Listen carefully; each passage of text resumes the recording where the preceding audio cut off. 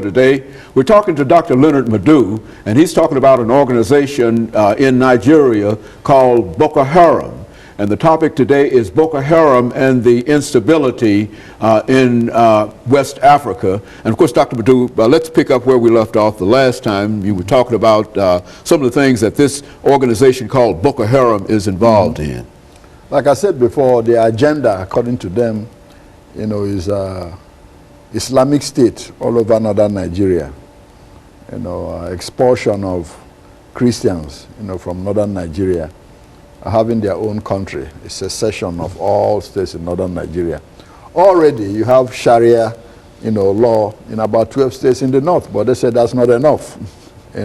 However, what is happening is that people are starting to see this insurgency as not a religious conflict, but a political conflict masked under religion. Now, this has intensified since Southerner, Goodluck Jonathan, was elected president. The northern part of the country has been ruling Nigeria since 1966. Military officers included, has been running that country since 1966 until 1998, from their part of the country. So they say, well, now a Southerner has been elected, they resent it. They rather have a Northerner in position, in power. And the president is a Southerner. Exactly. The current president, Goodluck Jonathan, is from the south. He's from the Niger Delta, where the oil comes from. And they've been marginalized for a long time in the political process. Now he's the president of the country, and the northern part of the country, the political, elites there are not happy. So a lot of people in Nigeria are seeing this as, part of a calculated political agenda to make the country ungovernable for President Goodluck Jonathan.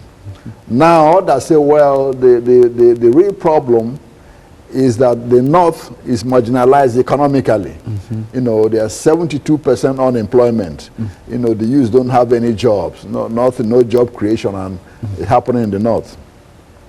Now, people say, well, why can't Jonathan's government deal with Boko Haram the way it dealt with the Niger Delta militants? There was a rebellion in the south from the oil-producing areas.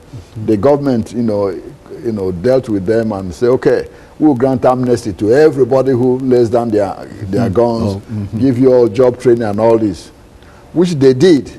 Okay? Yes, about 26,000 of them demobilized. But the Boko Haram says, no, we don't want anything from the government. We don't want any money, nothing. We just want to be independent. Well, people in the north say, well, the reason why those Niger Delta militants lay down their guns is not because, they want to, but because Jonathan is from their place. Okay? They wanted to make Jonathan successful in a real sense. Absolutely. Since he's president, why do you have to fight your own person? You've been crying, marginalization. Now he has power. Hey. So most people say that's the reason why they lay down their arms. And so in a real sense, these folks want to secede from Nigeria. And establish an Islamic state all over northern Nigeria. That's what they say the agenda is. But a lot of Nigerians are saying, no, that's not the agenda. The agenda is political, just to make the country ungovernable for President Goodluck Jonathan. Now, it's true there's a lot of poverty, in northern Nigeria. Yes. Lack of educational opportunities, all that is true. But then the question is, the military generals from northern Nigeria ran the country as a dictatorship for almost 40 years. Why didn't they provide those resources for their own people? So people in Nigeria are saying, well, hey, you talk to your own people who ran the country for 40 years and stole all the money that would have been used for development. Don't call us. We don't have nothing to do with it. But the Muslims in the north, a lot of them who are misguided in a way, believe that everything, all the problems they're having is from southern Nigeria. Now, how does this problem, create problems for other West African states? Yes, it does. Now, according to, some sources, where are they getting their training? We hear now that Al-Qaeda in the Arabian Peninsula, AQAP, and Al-Qaeda in the Maghreb, AQIM, is coordinating with them, training them on how to use this, car bombs and all this, which is not unreasonable. Now, at the same time, we also hear that they have relationship with Al-Shabaab, which is the Somali terrorist group. Now, that's why the United States government is getting concerned about the threats, you know, they can pose. Yeah, if they are coordinating with these three groups that have been designated terrorist organizations by the U.S. government, then there's danger. Now, if, you know, they succeed in extending their arms, right now they are kind of confined over northern parts of the country, okay, with exceptional operations in Abuja, the capital. If they happen to expand around the country, what will happen? It might provoke a Christian-Muslim civil war, which is already what their intention is, because they are bombing churches and all this, wherever they find them in northern Nigeria, driving Christians away. It might, you know, involve a Christian-Muslim civil war. You know, this recent Christian bombings in Nigeria, doing and all of the destruction and devastation, that group is associated with that. Is that what we're saying now? That's correct. That group is the group that is bombing those churches. It's the Boko Haram group. So now that's why the threat to West African states coming to being.